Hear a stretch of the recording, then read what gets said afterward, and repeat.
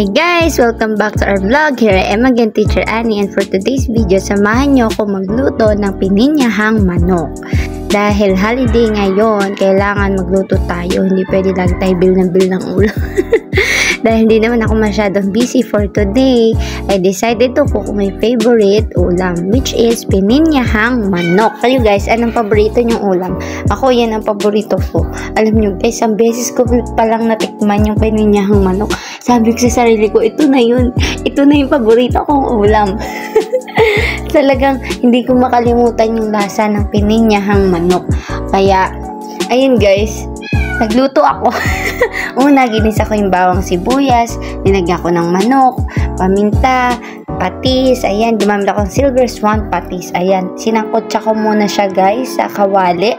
Kita nyo naman, lalaki pa ng manok, hindi ko na siya na-slice ng maliliit guys, kasi gutom na ako niyan eh. Ang gusto ko na lang, maluto ko na siya, at nang makakain na rin ako. So, dahil nga po wala yung aking husband, siya ay nasa work, ako ay mag-isa lang nakakain, kaya pinagluto ko na yung sarili ko ng masarap. Kayo guys, kumain na ba kayo? Ako kasi kapag nagugutom ako, madalas bumibili na ako ng lutong ulam kasi nga mag-isa lang naman ako, hindi naman ako palaging inspired mag-cook. Pero kapag holiday, tulad ngayon, holiday, August 21, inspired ako magluto kasi siyempre, gusto ko mabusog at gusto ko rin na matikman yung paborito kong ulam. Sabi ko sa sarili ko, hindi pwede na lagi na lang akong puro instant. Yung mga yung mga Jollibee, ganun. Kailangan pinagluluto ko rin yung sarili ko. O, diba guys? So, yung mga hindi pa marunong magluto dyan, katulad ko, ayan, paunti-unti nag-aaral akong magluto para kahit mag-isa lang ako or kapag magkaanak na ako ay kaya ko na rin siyang ipagluto at i-share ko sa kanya yung paborito kong ulam, which is yung pininyahang manok. Okay? Ang bilis ko mag voice over, hinihingal tuloy ako. Ano nyo ba guys? Short, kwento ko sa inyo na itong mga nakaraang araw, sobrang dami kong ginagawa.